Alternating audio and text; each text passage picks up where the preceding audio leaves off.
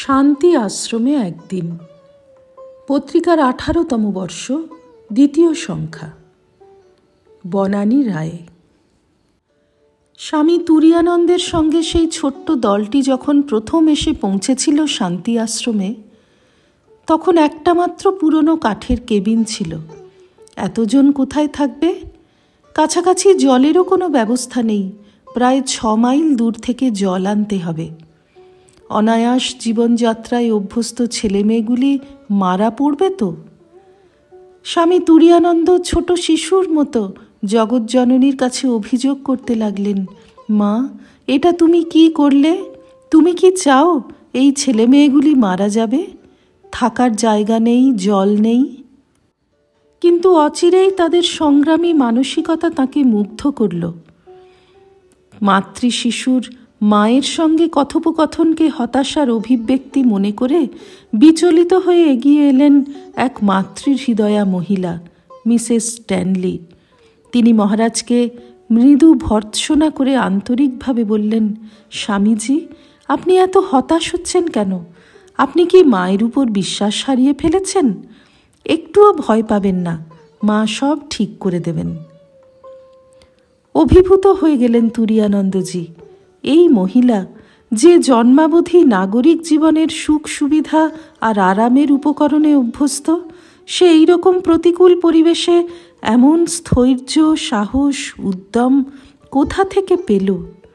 বুঝলেন, তাঁর কাছেই তো এরা শুনেছে মায়ের কৃপার কথা, মায়ের উপর নির্ভর করার কথা। এখন এই ভাব এদের মজ্জায় প্রবিষ্ট হয়েছে। আনন্দে উদ্ভাসিত হলো আচার্যের আনন। বললেন, ঠিক বলেছ, মা আমাদের রক্ষা করবেন। কি অসাধারণ শ্রদ্ধা বিশ্বাস তোমার! আজ থেকে তোমার নাম হলো শ্রদ্ধা। সেই প্রথম রাত্রে তাদের আহার হয়েছিল শুধু ভাত আর বাদামি চিনি। এই উদ্যমী দলটির অদম্য উৎসাহে এবং পরিশ্রমে কিছুদিনের মধ্যেই স্থানটি বাসযোগ্য হয়েছিল। তাঁবু খাটানো হলো, পুরুষ ও মহিলাদের জন্য পৃথক 2টি। একটা ঝর্ণাকে কুঁয়ো বানিয়ে কাছেই জলের ব্যবস্থা করা হলো। আর একটা মেডিটেশন কেবিন তৈরি হলো। কাঠের তৈরি নাতি বৃহৎ একটি ঘর, সেটা এখনও আছে, যার সামনে আজ আমরা সমবেত হয়েছি। শান্তিমন্ত্র পাঠের পর প্রবীণ সাধুরা এই আশ্রমের গড়ে ওঠার পিছনে স্বামী তুরীয়ানন্দ আর স্বামী ত্রিগুণাতীতানন্দ মহারাজের অবদানের কথা বলছিলেন। বার্কলে কেন্দ্র থেকে এসেছেন স্বামী অপরানন্দ মহারাজ, ওলেমা রিট্রিট সেন্টার থেকে স্বামী বেদানন্দ মহারাজ।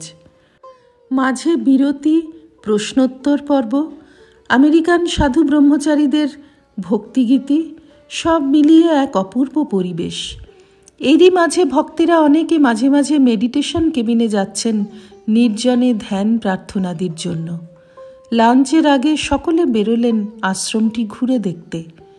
উঁচু নিচু ছোট ছোট টিলা, চড়াই উতরাইয়ে ভরা পাহাড়ি এলাকা, কোথাও ওক, পাইন বা ম্যানজানিটার জঙ্গল, কোথাও সবুজ ঘাসের সমারোহ।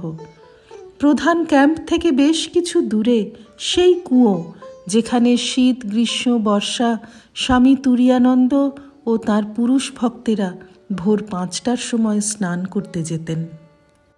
শীতকালে অন্ধকারে লণ্ঠন নিয়ে যেতে হতো, আর স্নান করে ফেরার পথে তাঁদের ভিজে তোয়ালেগুলি ঠান্ডায় বরফ জমে শক্ত হয়ে যেত। মেডিটেশন রুমে আগুন জ্বালিয়ে স্বামী তুরীয়ানন্দ সুস্বরে স্তোত্র পাঠ করতেন, আর আগুনের চারপাশে সকলে ধ্যানে বসতেন। শ্রী রামকৃষ্ণার্পণমস্তু। নিবোধত আজকের পাঠ আপনার ফোনে রোজ পেতে চাইলে সাবস্ক্রাইব ও বেল আইকন দুটোই ক্লিক করুন। রামকৃষ্ণ ভাবধারা প্রচারের সঙ্গে থাকুন। এটি একটি ফ্রি চ্যানেল।